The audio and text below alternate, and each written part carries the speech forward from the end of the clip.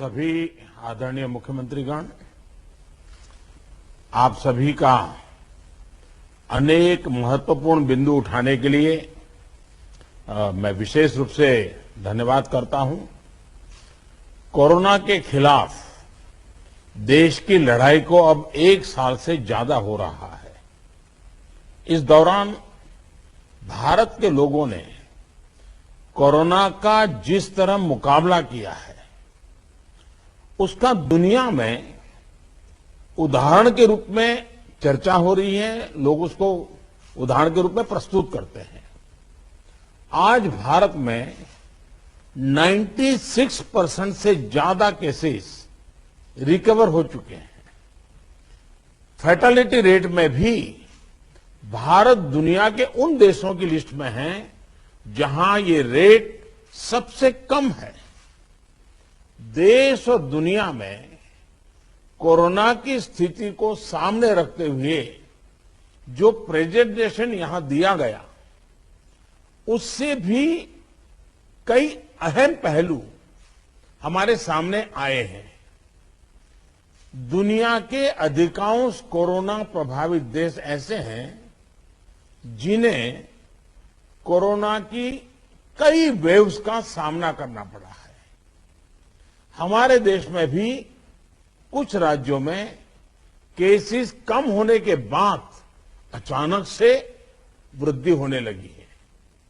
आप सभी इन पर ध्यान दे रहे हैं, लेकिन फिर भी कुछ राज्यों का उल्लेख हुआ है, जैसे महाराष्ट्र है, पंजाब है, और आप मुख्यमंत्रियों ने भी चिंता व्यक्त की है। सिर्फ मैं कह रहा हूं ऐसा नहीं है। और विशेष चिंता की आप कर भी रहे हैं और करने की जरूरत भी है। हम ये भी देख रहे हैं कि महाराष्ट्र और एमपी में टेस्ट पॉजिटिविटी रेट बहुत ज्यादा है और केसों की संख्या भी बढ़ रही है, बहुत आ रहे हैं। इस बारे में कई ऐसे इलाकों, ऐसे जिलों में भी ये वृद्धि देखने को मिल रही है जो अभी तक खुद को बचाए हुए थे, सेफ जोन थे एक प्रकार से। अब वहां पर हमें कुछ चीजें नजर आ रही हैं। देश के 70 जिलों में तो पिछले कुछ हफ्तों में यह वृद्धि 150% से भी ज्यादा है, 150% से ज्यादा। अगर हम इस बढ़ती हुई महामारी को यही नहीं रोकेंगे तो देशव्यापी आउटब्रेक की स्थिति बन सकती है। हमें कोरोना की उस उभरती हुई सेकंड पीक को तुरंत रोकना ही होगा और इसके लिए हमें क्विक और डिसाइसिव कदम उठाने होंगे। कई जगह देखने को मिल रहा है कि मास्क को लेकर अब स्थानीय प्रशासन द्वारा भी उतनी गंभीरता नहीं दिखाई जा रही। मेरा आग्रह है कि स्थानीय स्तर पर गवर्नेंस को लेकर जो भी दिक्कत है, उनकी पड़ताल, उनकी समीक्षा की जानी और उन दिक्कतों को सुलझाया जाना, ये मैं समझता हूं वर्तमान में बहुत आवश्यक है।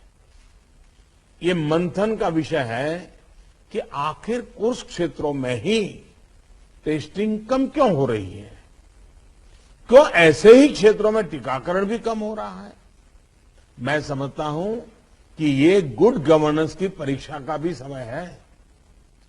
कोरोना की लड़ाई में हम आज जहां तक पहुंचे हैं, उसमें और उससे जो आत्मविश्वास आया है, ये आत्मविश्वास, हमारा कॉन्फिडेंस ओवर कॉन्फिडेंस भी नहीं हो जाना चाहिए। हमारी ये सफलता लापरवाही में भी नहीं बदलनी चाहिए। हमें जनता को पैनिक मोड में भी नहीं लाना है। एक भय का साम्राज्य फैल जाए, ये भी स्थिति नहीं लानी है। और कुछ सावधानियां बरत करके, कुछ इनिशिएटिव लेकर के हमें जनता को परेशानी से मुक्ति भी दिलानी है। अपने प्रयासों में हमें अपने पुराने अनुभवों को शामिल करके रणनीति बनानी होगी। हर राज्य के अपने अपने प्रयोग हैं, अच्छे प्रयोग हैं, अच्छे इनिशिएटिव हैं, कई राज्य दूसरे राज्यों से नए नए प्रयोग सीख भी रहे हैं, लेकिन अब एक साल में हमारी गवर्नमेंट मशीनरी को नीचे तक ऐसी स्थितियों में कैसे काम करना करीब करीब ट्रेनिंग हो चुकी है। अब हमें प्रोएक्टिव होना जरूरी है। हमें जहां जरूरी हो, और ये मैं आग्रहपूर्वक कहता हूं, माइक्रो कंटेनमेंट जोन बनाने का विकल्प भी किसी भी हालत में ढिलास नहीं लानी चाहिए। इस पर बड़े आग्रह से काम करना चाहिए। जिलों में काम कर रही पैंडेमिक जो रिस्पांस टीम्स को कंटेनमेंट और सर्वेलेंस एसओपीस इसकी रीओरिएंटेशन की आवश्यकता हो, वो भी किया जाना चाहिए। फिर से एक बार 4 घंटे 6 घंटे के लिए बैठ करके चर्चा हो, हर लेवल पे चर्चा हो, सेंसिटाइज भी करेंगे, पुरानी चीजें याद भी करा देंगे और गति भी ला सकते हैं। और इसके साथ ही टेस्ट, ट्रैक और ट्रीट, इसको लेकर भी हमें उतनी ही गंभीरता की जरूरत है जैसे कि हम पिछले 1 साल से करते आ रहे हैं। हर संक्रमित व्यक्ति के कॉन्टैक्ट को कम से कम समय में ट्रैक करना और आरटी-पीसीआर टेस्ट रेट 70% से ऊपर रखना बहुत अहम है। हम ये भी देख रहे हैं कि कई राज्यों में रैपिड एंटीजन टेस्टिंग पर ही ज्यादा बल दिया जा रहा है और उसी भरोसे गाड़ी चल रही है। जैसे केरल है, उड़ीसा है, छत्तीसगढ़ है, यूपी है। मुझे लगता है कि इसमें बहुत तेजी से बदल की जरूरत है। इन सभी राज्यों में, मैं तो चाहता हूं देश के सभी राज्यों में हमें आरटी-पीसीटी टेस्ट और बढ़ाने पर जोर देना होगा। एक बात जो बहुत ध्यान देने वाली है वो ये कि इस बार हमारे टियर 2 और टियर 3 शहर जो शुरू में प्रभावित नहीं हुए थे, उनके आसपास के क्षेत्र प्रभावित ज्यादा हो रहे हैं। देखिए, इस लड़ाई में हम सफलतापूर्वक बच पाए हैं, उसका एक कारण था कि हम गांवों को इससे मुक्त रख पाए थे। लेकिन टियर 2, टियर 3 सिटी पहुंचा तो इसको गांव में जाने से देर नहीं लगेगी और गांवों को संभालना हमारी व्यवस्थाएं बहुत कम पड़ जाएगी। और इसलिए हमें छोटे शहरों में टेस्टिंग को बढ़ाना होगा। हमें छोटे शहरों में रेफरल सिस्टम और एम्बुलेंस नेटवर्क के ऊपर विशेष ध्यान देना होगा। प्रेजेंटेशन में ये भी बात हमारे सामने रखी गई कि अभी वायरस का स्प्रेड डिस्प्रेस्ड मैनर में हो रहा है। इसकी बहुत बड़ी वजह यह भी है कि अब पूरा देश ट्रैवल के लिए खुल चुका है। विदेशों से आने वाले लोगों की संख्या भी बढ़ी है। इसलिए आज हर एक केस के ट्रैवल की, उसके कॉन्टैक्ट्स के ट्रैवल की सूचना सभी राज्यों को आपस में भी साझा करना जरूरी है। आपस में जानकारी साझा करने के लिए किसी नए मैकेनिज्म की जरूरत लगती है तो उस पर भी विचार होना चाहिए। इसी तरह विदेश से आने वाले यात्रियों और उनके कॉन्टैक्ट्स के सर्वेलेंस के लिए एसओपी के पालन की जिम्मेदारी भी हमारी अब बढ़ गई है।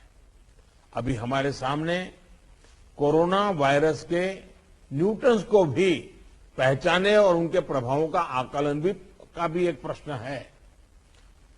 आपके राज्यों में आपको वायरस के वेरिएंट का पता चलता रहे, इसके लिए भी जीनोम सैंपल भी टेस्टिंग के लिए भेजा जाना उतना ही अहम है। साथियों, वैक्सीन अभियान को लेकर कई साथियों ने अपनी बात रखी। निश्चित तौर पर इस लड़ाई में वैक्सीन अब 1 साल के बाद हमारे हाथ में एक हथियार आया है। ये प्रभावी हथियार है। देश में वैक्सीनेशन की गति लगातार बढ़ रही है। हम एक दिन में 30 लाख लोगों को वैक्सीन करने के आंकड़े को भी एक बार तो पार कर चुके हैं। लेकिन इसके साथ ही हमें वैक्सीन डोसेज वेस्ट होने की समस्या को बहुत गंभीरता से लेना चाहिए। तेलंगाना और आंध्र प्रदेश में 10% से ज्यादा वैक्सीन वेस्टेज है। यूपी में भी वैक्सीन वेस्टेज करीब करीब वैसा ही है। वैक्सीन क्यों वेस्टेज हो रही है, इसकी भी राज्यों में समीक्षा होनी चाहिए और मैं मानता हूं हर रोज शाम को इसकी मॉनिटरिंग की व्यवस्था रहनी चाहिए और हमारी सिस्टम को प्रोएक्टिव लोगों को कांटेक्ट करके एक साथ इतने लोग मौजूद रहें ताकि वैक्सीन दे, वैक्सीन वेस्टेज न जाए, इसकी व्यवस्था होनी चाहिए। क्योंकि एक प्रकार से जितना परसेंटेज वेस्टेज होता है, हम किसी के अधिकार को बर्बाद कर रहे हैं। हम किसी के अधिकार को बर्बाद करने का हमें हक नहीं है। स्थानीय स्तर पर प्लानिंग और गवर्नेंस की जो भी कमियां हैं, उन्हें तुरंत सुधारा जाना चाहिए।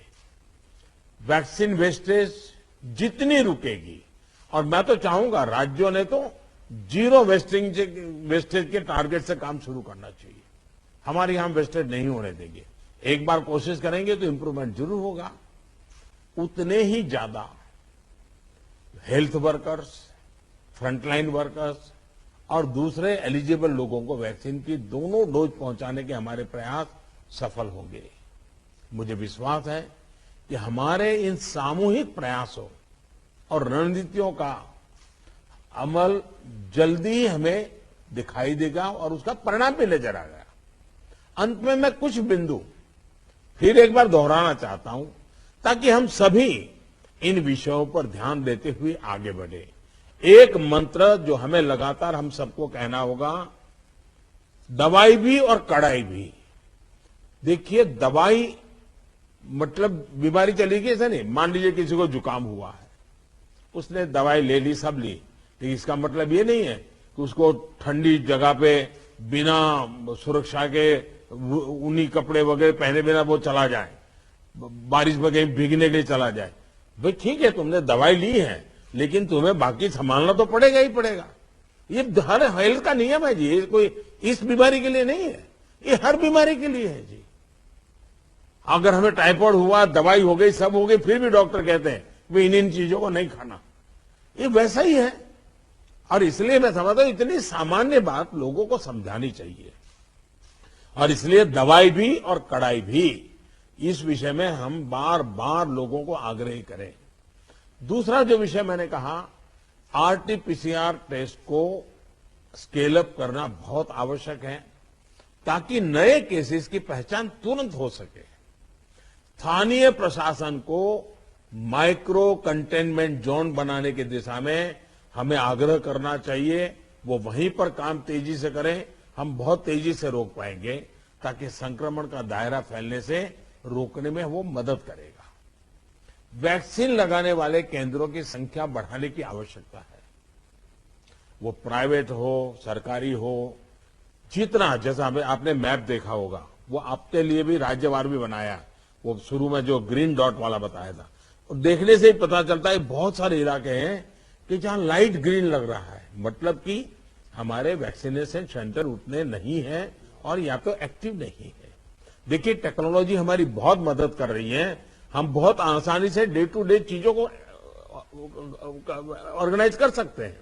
इसका हमें फायदा तो लेना है, लेकिन उसमें उसके आधार पर हमें इंप्रूवमेंट करना है। हमारे जितने सेंटर्स प्रोएक्टिव होंगे, मिशन मोड में काम करेंगे, वेस्टेज भी कम होगा, संख्या भी बढ़ेगी और एक विश्वास तुरंत बढ़ेगा। मैं चाहता हूं कि इसको बल दिया जाए। साथ ही एक बात हमें ध्यान रखनी होगी, क्योंकि ये वैक्सीन निरंतर प्रोडक्शन हो रहा है और जितना जल्दी हम इससे बाहर निकले, हमें निकलना है। अदरवाइज ये 1 साल, 2 साल, 3 साल तक खींचता चला जाएगा। एक मुद्दा है वैक्सीन की एक्सपायरी डेट।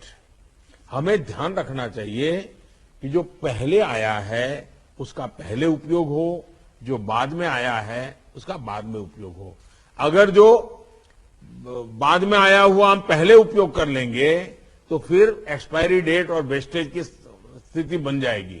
और इसलिए मुझे लगता है कि अवॉइडेबल वेस्टेज से तो हमें बचना ही चाहिए। हमें पता होना चाहिए कि ये लॉट हमारे पास जो है, इसकी एक्सपायरी डेट ये है, हम सबसे पहले इसका उपयोग कर लेंगे। ये बहुत जरूरी है।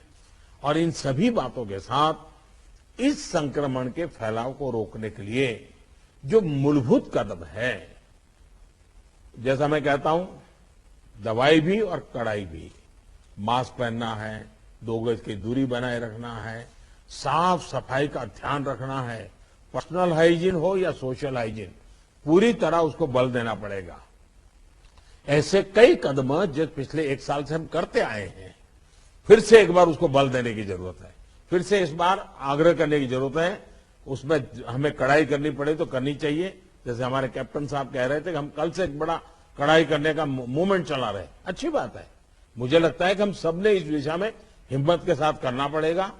मुझे विश्वास है कि इन विषयों पर लोगों की जागरूकता बनाए रखने में हमको सफलता मिलेगी। मैं फिर एक बार आपके सुझावों का लिए धन्यवाद करता हूं, और भी जो सुझाव है आप जरूर भेजिए। जो हॉस्पिटल के विषय में जो आज चर्चा निकली है, आप 2-4 घंटे में ही सारी जानकारी दे दीजिए, ताकि मैं शाम को 7-8 बजे के आसपास मेरे डिपार्टमेंट के लोगों के साथ रिव्यू करके इसमें से अगर कोई बॉटल नेक है तो उसको दूर करने के लिए कोई आवश्यक निर्णय करने होंगे तो हेल्थ मिनिस्ट्री तुरंत कर लेगी, और मैं भी उस पर ध्यान दूंगा। लेकिन मैं कहता हूं कि हम अब तक जो लड़ाई जीतते आए हैं, हम सबका सहयोग है, एक हमारा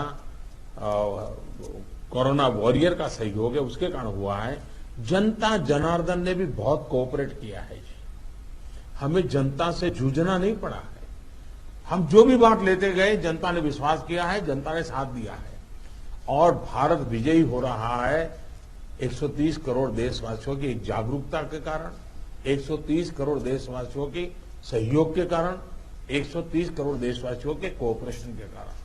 हमें जितना जनता जनार्दन को इस विषय पर फिर से जोड़ पाए, फिर से विषय को बताएंगे, मुझे पक्का विश्वास है कि जो अभी बदलाव नजर आ रहा है, हम उस बदलाव को फिर से एक बार रोक पाएंगे, फिर से हम नीचे की तरफ ले जाएंगे, ऐसा मेरा पक्का विश्वास है। आप सबने बहुत मेहनत की है, आपके पास इसकी एक एक्सपर्टाइज टीम बन चुकी है। थोड़ा आप डेली 1 बार 2 बार पूछना शुरू कर दीजिए, सप्ताह में 1-2 बार मीटिंग लेना शुरू कर दीजिए, चीजें अपने आप गति पकड़ जाएगी। मैं फिर एक बार बहुत शॉर्ट नोटिस में आप सबको आज की मीटिंग मैंने ऑर्गेनाइज की, लेकिन फिर भी आपने समय निकाला और बहुत विस्तार से अपनी सारी जानकारियां दी। मैं आपका बहुत बहुत आभार व्यक्त करता हूं। धन्यवाद जी।